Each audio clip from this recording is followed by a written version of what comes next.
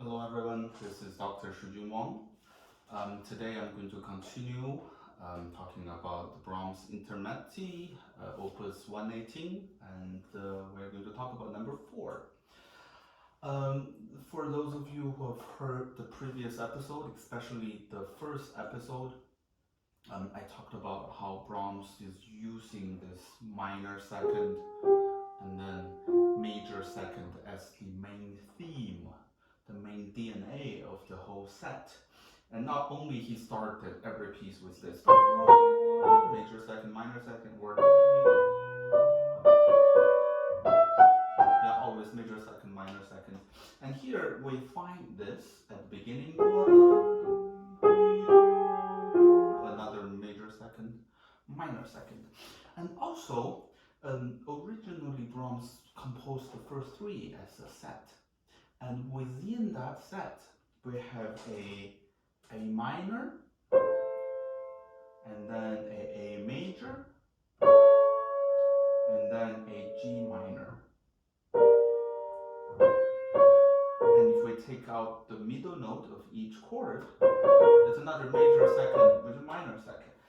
The next 3, number 4, 5, and 6, he's doing the exact treatment. So we go from minor, F minor, F major, next one, E flat minor. Another major second, minor second. And also, the very end of number 1, he changed from A minor to A major.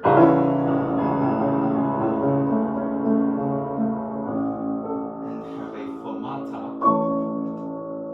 on top of the chord. And by that, had a very smooth transition to number 2. Number 4, number 5, exactly the same treatment.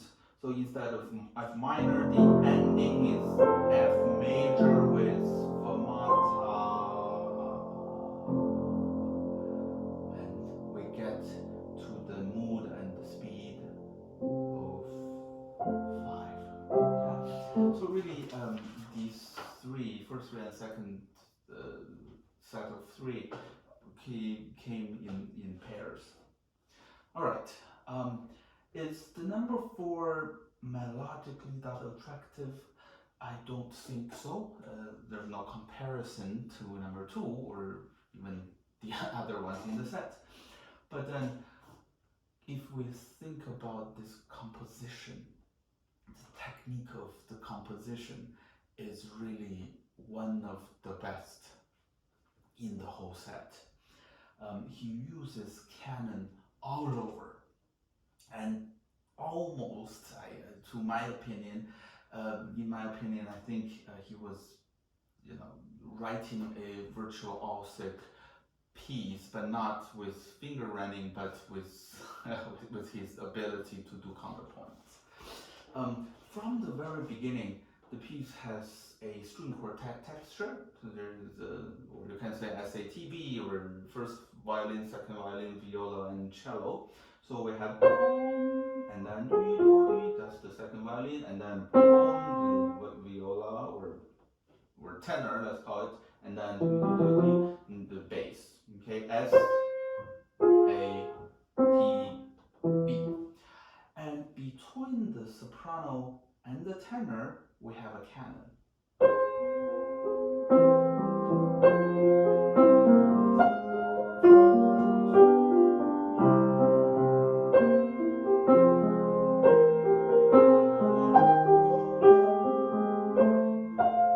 So far, every note.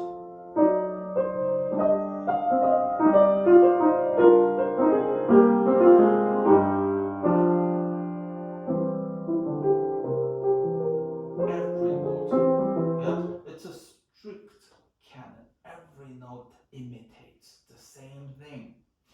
And we don't realize how hard it is.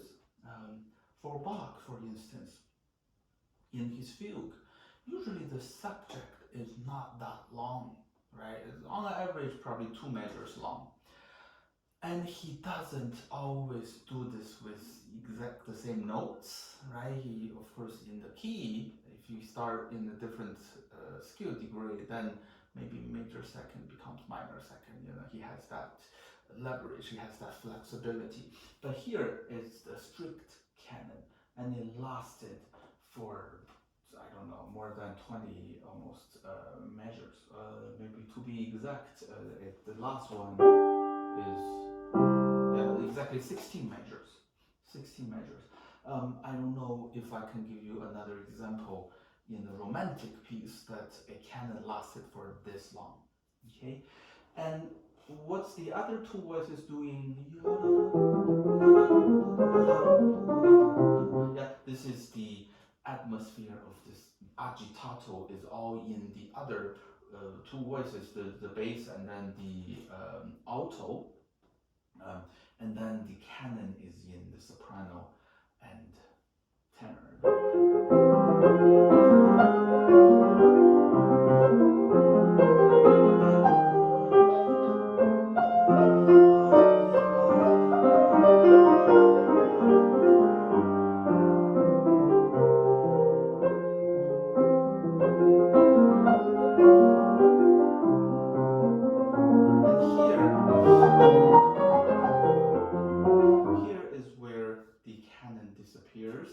And then instead of the quarter note, which is what consists of the canon, but now with this rhythm,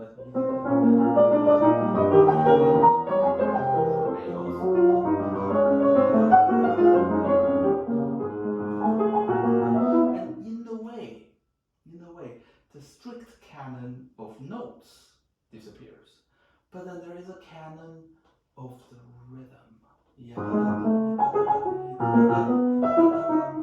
Right, so we still have this feeling, and even though, let's say in 28, we still feel it's a canon because it's a canon of the rhythm. Right, of course it overlaps, but it really creates this kind of feeling. So really the only part that it doesn't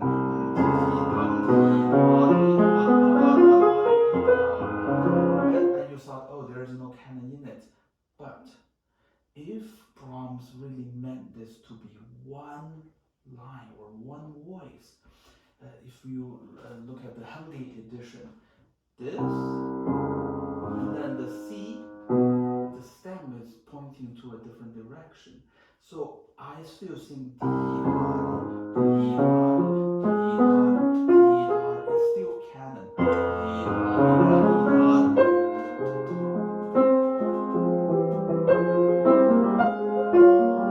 And then it comes back. So every measure, even the ending,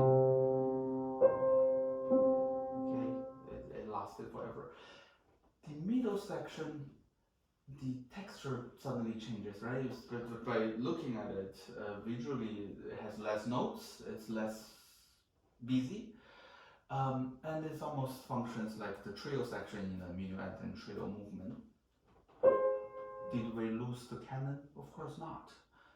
Not only that, the canon feature becomes even more complicated because now we have two layers. Upstairs we have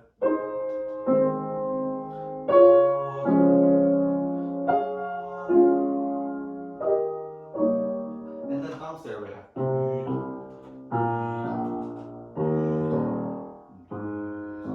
right, so two canon happening at the same time. Not only that, the canon consists of the motive.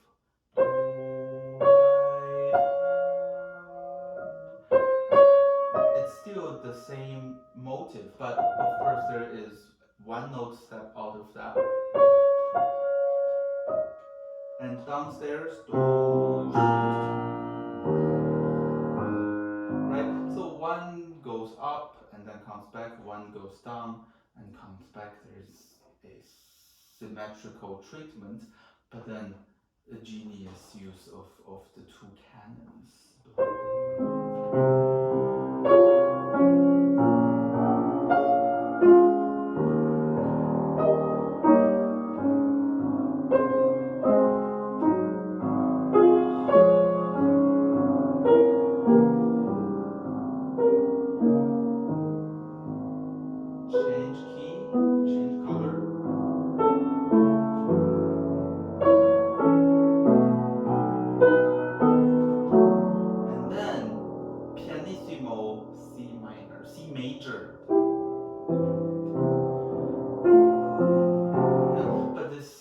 canon that of 2 layers continued until the return of the very beginning's rhythm.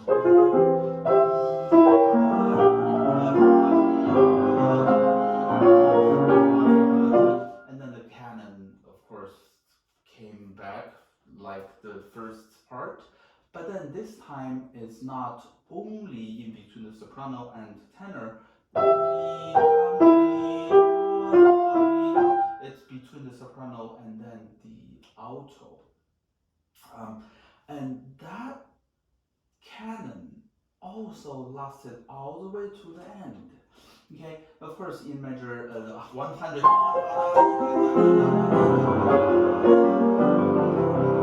right? This is pure agitato, the climax of the whole piece, and then it becomes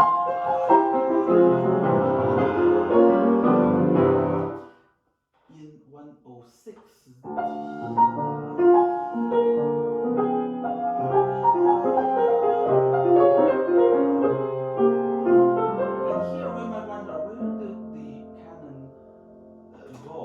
It's again in the soprano and alto, but here we have 2 notes and 2 notes, and Brahms puts accent.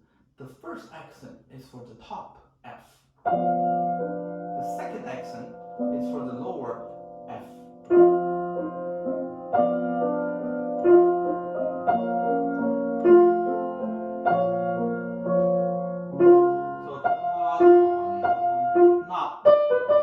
not to emphasize that. Okay, so we have to be really careful in bringing out the canon, but not very busy middle voice. Okay, and this thing again.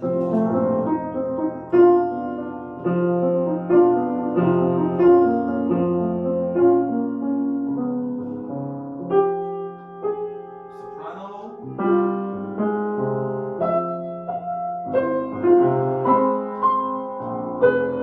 And then of course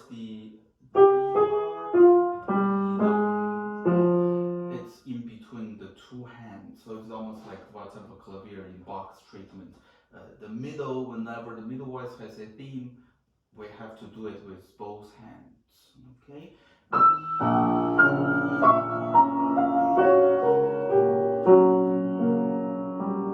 And all of this anticipation.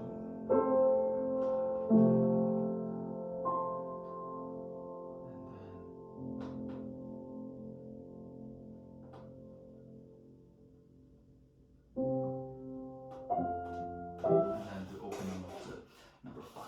So really, if you ask professional musicians, I think Brahms would easily be ranked top 3, if not the most popular, because not only he has his own language of harmony and his own treatment of melody, he also respects tradition. He also uses the old form, right? Think about it. He has sonatas, he has symphonies, he has chamber music. I'll use the old forms, and he had variations, a form as old as sonata. And here, later on in his life, he's trying these finally 3 character pieces, but still stick a Renaissance form, right? Or even further back, the thing that Bach brought to the height. But I think this really is the peak again for contrapuntal music in the Romantic era. Thank you for watching. See you next time.